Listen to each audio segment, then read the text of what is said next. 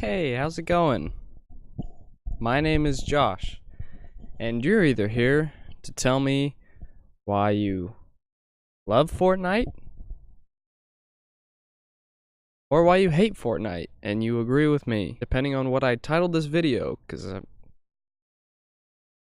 I have no idea. Now, I just want to get one thing straight first. I do not hate you if you like Fortnite. I just really dislike Fortnite. Oh god, sorry. I won't waste your time anymore. We'll just jump right into my first point.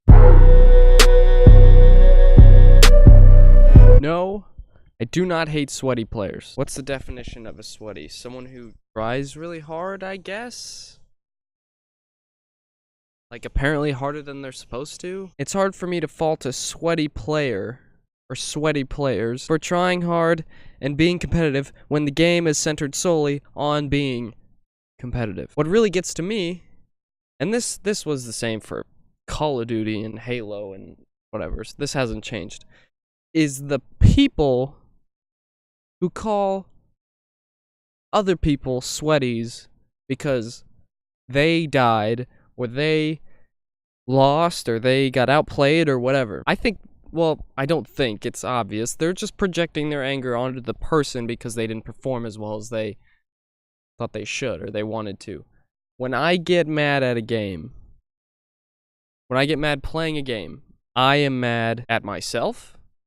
I am mad at the game. Like say we're playing Mario Kart. I'm gonna go with Double Dash because it's my personal favorite. And me and my pal Dan, me and my buddy Dan are racing against you and your best friend Jesus. Okay, it's me and Dan versus you and Jesus, and you're ahead of us. Maybe you're even in first, and we get a blue shell, and you get knocked back, and we pass you, right? And either we win, get first, or we're just finish ahead of you. Are we sweaty? Because are we tryhards? I guess that's up for you to decide. But I just hard for me when I hear somebody calling someone sweaty as a degrading term because they were outplayed or whatever. Like seriously, you're playing a game that's competitively centered, and they competitively you. I oftentimes feel like the people that call those players sweaties or tryhards are actually the tryhards or no-lifes themselves. Funny enough, how many people just clicked off this video right now? Now, ultimately, I don't think that the gameplay is too terribly bad. But there are a few things that I cannot accept as a player, as a gamer. I understand. I'll just jump right into building. I understand that building is important and it has made the game unique in its own thing, and separate from other games in the genre and the category. That doesn't excuse the fact that it's complete like sometimes when you're like building a wall, like you're on a decline from a hill, right? And you're facing away from the hill, right? Oh jeez. So, right, decline, right? Maybe you're in the middle. You're facing out. Okay? And people are shooting at you, you put a wall.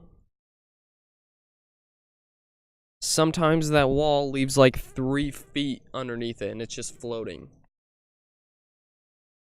Like what? Or maybe you're 90 degrees with the incline and some of the wall sticks into the ground. And again, space underneath. God, this game. But ultimately, I appreciate that building has that building is important to Fortnite, and it's made it its own game and unique and something special that a lot of other people have tried to replicate and somewhat succeeded, but ultimately failed. I don't have a transition for this next one, so I'll just say it, I guess. Bloom is...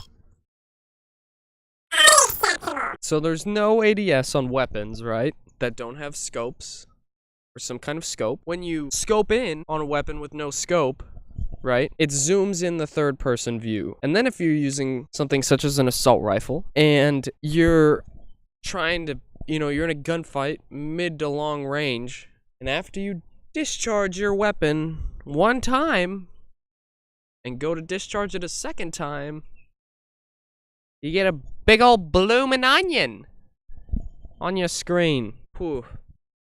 Yeah, that was my Australian. It's not good, but it is better than somebody I know. Hopefully you'll never have to hear theirs.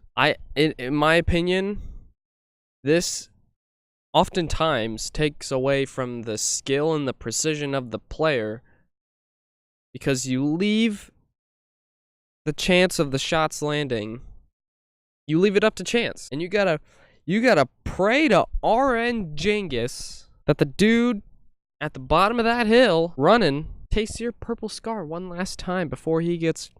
I'd like to cite for one moment PUBG, where one can switch between first and third person seemingly on a whim and aim down sight freely. PUBG is also more realistic in style and has also different armors and weapons, attachments, and vehicles. This point was made redundant after Season 5 broke because of, golf carts. And all those other things make gameplay more dynamic. However, PUBG is not a perfect game. I refuse to call it one. It's obvious it's not, and it is not off the hook. Maybe that's for a different video. Maybe subscribe to see that in the future. I don't promise it, though. You gotta tell me in the comments. Now I want to make something very clear. Just because I hate the game itself does not mean I hate what the game has done for its community and things like that. Remember that one dancing challenge that they put out and a bunch of kids submitted videos of themselves dancing? That was pretty great. I mean, they screwed them over when they picked the winner, but that's whatever. Epic Games, is also putting in, what did they say, like 100 grand into like tournaments and esports stuff.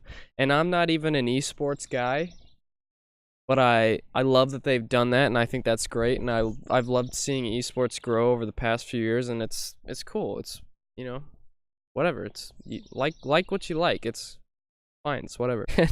And everyone's seen that gaming disorder addiction thing on the news, right?